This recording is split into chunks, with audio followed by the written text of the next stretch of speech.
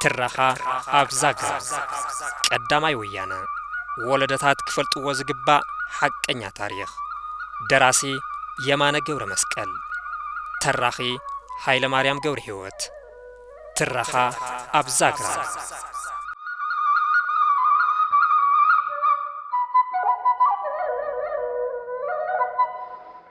مدخام تاريخاون ባህላውን ውርስታት ተጋሩ ካብ ጥንቲ ጀሚሮም ክሳብ ሎሚ ሒዞምዎም ዝመጹ ናይ ባዕሎም ጥንታዊ ታሪኽ ቋንቋ ባህልን ልምድን ዘለዎም ህዝቢ እዮም ድሕሪ ምድኻም መንግስቲ ኣኽሱም ዝነበረ ነዊሕ ዘመን እውን ኣብ ትሑት ከይዲ ምዕባለን ተደጋገምቲ ኩናትን ዝሰፈነን ለሃገር ውሽጢ ኮይኖም እውን ናይ ባዕልቶም ታሪኽ ባህሊ ቋንቋን መንነትን ሓልዮም ኣጽኒሖም እዮም ኣብ ዘመነ ንግስነት ገዛእቲ ደርብታ ሸዋ ግን ባህላውን ታሪኻውን ውርስታት ተጋሩ ንኽዓኑ ሓያሎ ምንቅስቃሳት ተገይሮም እዮም ንኣብነት እቲ ብባህላውን ሃይማኖታውን ስርዓት ተጋሩ ንቡረ ኢድ እናተባሃለ ዝፍለጥ ሹመት ምምሕዳር ቅድስቲ ከተማ ኣኽሱም ጽዮን ንምጥፋእ ብገዛእቲ ደርብታ ሸዋ ቀረባ ቤተሰቦምን እሙናቶምን ብቐጥታ ንኽመሓደር ተገይሩ እዩ ብመሰረት እቲ ኣብ ኣዲስ ኣበባ ብ28 ሰነ 1886 ዓመተ ምህረት ኣብ መንጎ መሳፍንቲ ትግራይን ሃጸይ ምኒልክን ዝተገበረ ስምምዕነት ንቡረ ኢድ ተባሂሉ ዝፍለጥ ሹመት ምምሕዳር ቅድስቲ ከተማ ኣኽሱም ሃጸይ ምኒልክ ብቐጥታ ዝሸምዎ ሰብ ንኽተመሓድር ዝተፈጸመ ውዕል ካብ ኣምሓራ መምህር ወልደ ጊዮርጊስ ከም ንቡረ ኢድ ኣኽሱም ገይሮም ሸይሞምዎም ከም ልማድን ባህልን ተጋሩ ሹመት ንቡረ ኢድ ዝወሃብ ሰብ መራሒ ሃይማኖት ዝኾነ ጥራሕ እንትትከውን ብዘመነ ሃጸይ ምኒልክ ግን ነቲ ቅዱስ ስልጣን ዘይግብኦም መኳንንትን ወታደራዊ ኣዘዝትን እውን እናተሸሙ ባህልን ልማድን ተጋሩ ኣራኺሶም እዮም እቲ ኣብ መንጎ ኣርባዕተ ራእስታት ትግራይን ሃጸይ ምኒልክን ኣብ ኣዲስ ኣበባ ዝተሳለጠ ዕርቂ እቶም ተጋሩ እዚ ስዕብ ቅድመ ኩነት ንኸማልኡ ብቶም ንጉስ ተሓቲቶም ነይሮም ቀዳማይ ክሳዕ ሕዚ ብራእሲ ሓጎስ ዝመሓደር ዝነበረ ጸለምቲ ናብ ንግስቲ ጣይቱ ንኽመሓላለፍ ካልኣይ ንቡረ ኢድ ተባሂሉ ዝፍለጥ ሹመት ምምሕዳር ቅድስቲ ከተማ ኣኽሱም ብሃጸይ ምኒልክ ንኽወሃብ ሳልሳይ መንግስታዊ እቶት ትግራይ ናብ ግምጃ ቤት ንጉሰ ነገስት ንኽኣቱ ራብዓይ ኣብ እንደርታ ዝነበረ መሰል ጉልቲ ልዕልቲ ዘውዲቱ ምኒልክ ንኽሕደስ ዝውድኡ እዮም ሹመት ምምሕዳር ቅድስቲ ከተማ ኣኽሱም ካብ ናይ ተጋሩ ናይ ንቡረ ኢድ ኣወሃባ ስርዓት ሹመትን ታሪኽን ወጻኢ ብገዛእቲ ደርብታ ሸዋ ኣብ ርእሲ ታሪኽን ባህልን ተጋሩ ዝተፈጸመ ዓገብ እዩ ሽመት ንቡረ ኢድ ወልደ ጊዮርጊስ ተኸቲሉ ድማ ካህናት ትግራይ ኣብ ኣብያተ ክርስቲያናትን ሃይማኖታዊ በዓላትን ብቋንቋ ኣምሓርኛ ጥራሕ ክሰብኩን ክባርኹን ተገደዱ እዚ ድማ ክሳብ ሎሚ ኣብ ልዕሊ ተጋሩ ዘንጸላልዎ ጽንቶ ኮይኑ ይርከብ ተጋሩ ንውልድ ወለዶ ሓልዮምን ተኸናኺኖምን ዘጽንሕዎም ጥንታውያን ሓድግታቶም ብገዛእቲ ደርብታ ሸዋን ባዕዳዊ ወራሪ ጥልያንን እናተወረሩን እናተሰረቁን ተወሲዶም እዮም ኣብነት ብ1898 ዓመት ፈረንጂ ንልኡር ራእስ መንገሻ ዮሐንስ ኣሲሮም ንኸወስዱ ንራእስ ሚካኤል ወልደን ዋጉሽም ብሩ ላስታን ኣኸቲሎም ናብ ትግራይ ዝዘመቱ ራእስ መኮነን ወልደ ሚካኤል ኣቦ ሃጸይ ኃይለ ሥላሴም ንራእስ መንገሻ ዮሐንስ ናብ ሸዋ ምስ ለኣኽዎም ንትግራይ ምስ ሓረር ደሪቦም ክገዝኡ ተሸይሞም ንኣስታት ሓደ ዓመት ኣብ ትግራይ ተቐመጡ ኣብ መወዳእታ ድማ ብዙሕ ተኣምር ከም ዝነበሮ ዝንገረሉ ታቦት ቅዱስ ገብርኤል ካብ ሓውዜን ወሪሮም ናብ ትውልዲ ዓዶም ሒዞምዎ ብምኻድ ቁልቢ ገብርኤል ኢሎም ብምስያም ኣብ ሓረር ተኺሎም እዮም ጋዜጠኛ በርሀ ሃይለውን ታቦት ቁልቢ ገብርኤል ሓውዜን እንታይ ምዃኑ ተስፋ ኣብ ዝብል መጽሓፉ ቁልቢ ብዝብል ርእሲ እዚ ዝስዕብ ግጥሚ ገጢሙሉ ኣሎ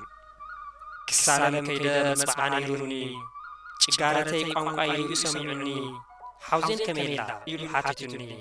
ምስ ሕሱም ናፍቆት ታሪክ ነጊሩኒ ህዝቢ ትግራይ ንገዛእቲ ደርብታት ሸዋ ዝቕየም በዚ ጥራሕ ኣይኮነን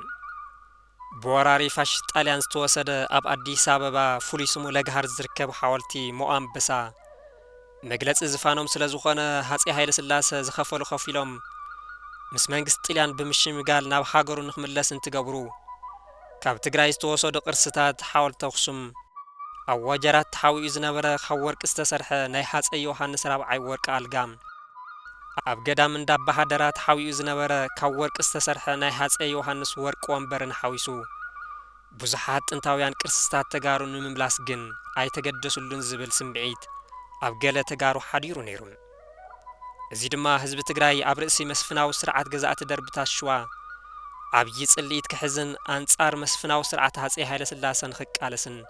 ካብ ዘለዓልዎ ምኽንያታት ሓደ ንኽኸውን ክኢሉ እዩ ጭቆናን ትምክሕተኝነትን ዝወለድዎ ሕቶ ብሄራዊ መንነት ተጋሩ ካብ ጥንቲ ሒዞምዎ ዝመፁ ብሄራዊ መንነቶም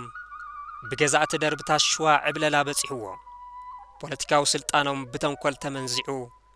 ንዘመናት ብገዛእቲ ዝወፅሖም ብሄራዊ ጭቆና ኣብ ትግራይ ብሄርተኝነት ክዓቢ ገይሩ እዩ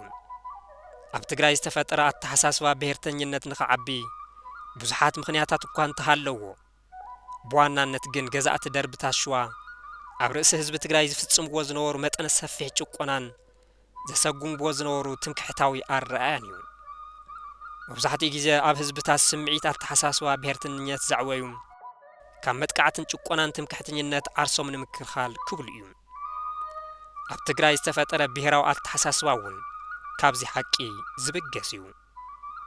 እዚ እውን ህዝቢ ትግራይ ንዘመናት ካብ ዘካየዶም ዝተፈላለዩ ቃልስታት ካብ ምምካት ባዕዳውያን ወረርቲ ቀጺሉ ሕቶ ብሄራዊ ቃልሲ እቲ ዝዓዘዘ ብጽሒት ክወስድ ገይርዎ እዩ ቃልሲ ቀዳማይ ወያነ እውን ብሄራዊ መንነትን ዓርሰ ምምሕዳርን ዝዓዘዘ ብጽሒት ከም ዝነበሮ ካብቲ ጭርሖን መተሓዳደሪ ሕጊ እቶም ወየንትን ምግንዛብ ይከኣል ማእሰርትን ምንግልታዕን ዓበይቲ መራሕቲ ትግራይ ህዝቢ ትግራይ ይኽፍእዎ ይጣዕምዎ ናተ እዮም ኢሉ ዝተቐበሎምን ብናይ ባዕሉ ባህልን ቋንቋን የመሓድርዎን ይዳንይዎን ዝነበሩ መራሕቱ በብግዚኡ ኣደዳ ቤት ማእሰርትታትን ገዛእቲ ደርብታትን ሸዋ ኮይኖም እዮም ህዝቢ ኣተሓባቢሮም ስልጣንና ኸይምንዝዑና ብዝብል ስግኣት ብዙሓት ዓቀይቶት ትግራይ ካብ ማእሰርቲ ብተወሳኺ ብጉልባዊ ሽመትን ስራሕን ካብ ትግራይ እናተነቐሉ ናብ ርሑቕ ከባቢ ንኽባረሩ ይግበር ከም ዝነበረ እቲ ኣብ ሃገር ግዝኣት ሚኒስተር ዝተረኸበ ምስጢራዊ ሰነድ ከምዚ ይስዕብ ይገልጾ የተራውን ህዝብ በጎ መንፈስ የሚያስቱት የመሳፍንትና የባለሀብቶች ወገነን የሚሉት ስለሆኑ ከትግሬ ከትውልድ ሀገራቸው ተነቅለው በዳር ሀገር በስራና በሽሞች ተዛውሮ እንዲኖሩ ማድረግ የተሻለ ነው ፍልፍል ሓበሬታ ኣብ ሚኒስተር ግዝኣት ሃገር ዝተረኸበ ምስጢራዊ ሰነድ ካብቶም ብገዛእቲ ደርብታት ሸዋ ይእሰሩን ይንጋላትዑን ዝነበሩ መራሕቲ ተጋሩ ራእሱ ኣሉላ ኣባ ነጋ ከመቆጻጽሪ ኣውሮፓ ካብ ሰነ 1894 ዓመት ፈረንጂ ክሳብ ጉንበት 1895 ዓመት ፈረንጂ ኣብ ኣዲስ አበባ ሕዩር ቁም እስረኛ ኮይኖም ጸኒሖም እዮም ንራእሲ ኣሉላ ኣባ ነጋ ካብ መንገሻ ምንጻል ንሸዋ ዘለዎ ረብሓ ዓብይ ከም ዝኾነ ስለ ዝተረድኡ ምኒልክ ንራእሲ ኣሉላ ካብ ኣዲስ አበባ ናብ መንገሻ ንኽሰድዎም ኣይተረኣዮምን እቶም ኣብ ኩናት ዓድዋ ሰራዊት ትግራይ መሪሖም ዘደንቕ ጀግንነት ሰርሑ ሓርበኛ ራእሲ መንገሻ ዮሃንስ እውን ሽመት ኣቦኻ ቃሕ ይብለካ እዩ ብዝብል ሰበብ ብገዛእቲ ደርብታት ሸዋ ተተሓይዞም ናብ ኣንኮበር ተወሰዱ ብሰራዊት ምኒልክ ኣብ ኣንኮበር እናተሓለው ንነዊሕ ዓመታት ተኣሲሮም እናተሰቃዩ ምስ ጸንሑ ብ1898 ዓመተ ምህረት ኣብ ቤት ማእሰርቲ ውሽጢ ህይወቶም ሓሊፋ ደጃዝማች ኣብርሃ ኣርኣያ ኣባዝናው ትግራይ ብናይ ዋግ ብቆራጭ ኣይትመሓደርን ኢልካ ዓሚጽካ ተዋሂሎም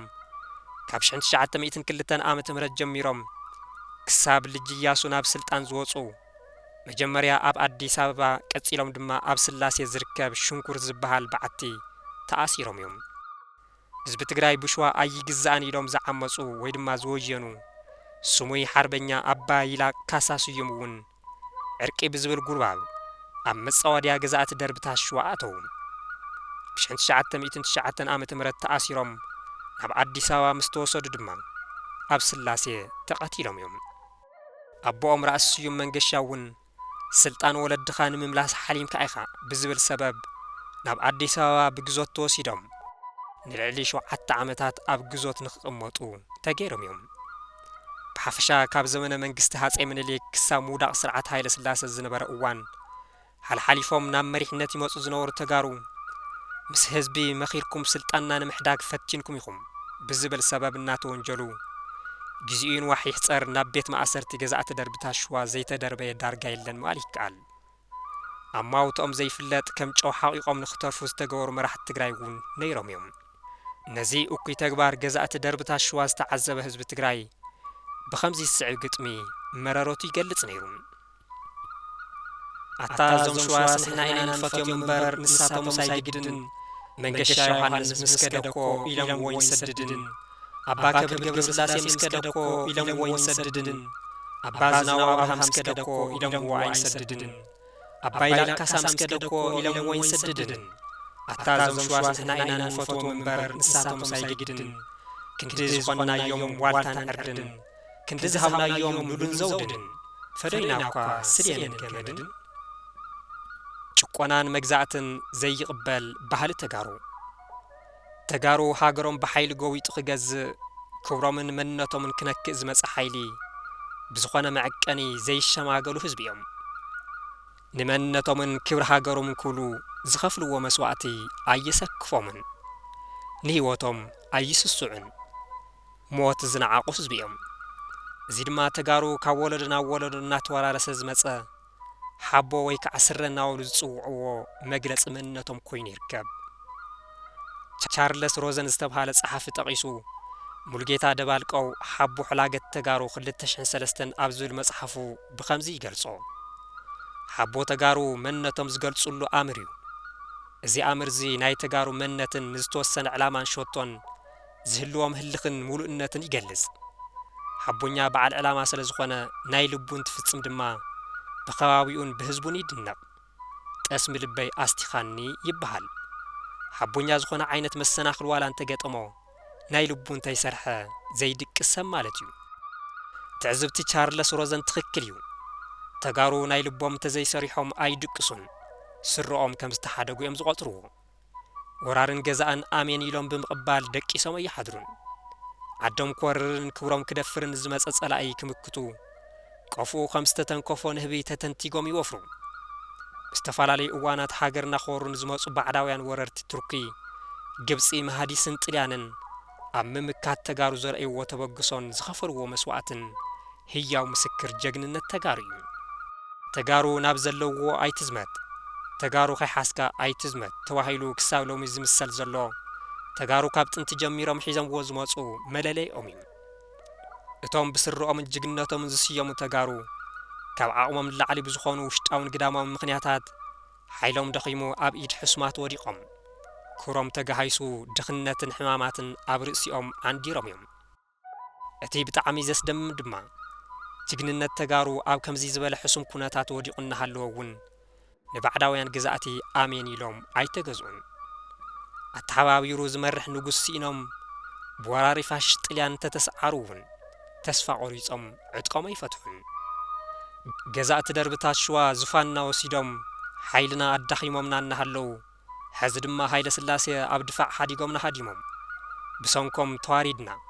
ብባዕዳውያን ወረርቲ ተደፊራ ዘይትፈልጥ ሃገር ሃይለ ስላሴ ኣድፊሮምዋ ኢሎም ምሒር ሓዚኖም እዮም በዚ ድማ ብዙሓት ተጋሩ ኣብ ልዕሊ ሃፀይ ሃይለ ስላሴ ዓብዪ ቂምን ሕንንታን ኣሓዲሮም ነይሮም ተደፊሩ ዝበልዎ ክብሮምን መንነቶምን ናብ ቦትኡ ንምምላስ ድማ ብረት ኣልዒሎም ንኽውይኑ ኣላዒልዎም እዩ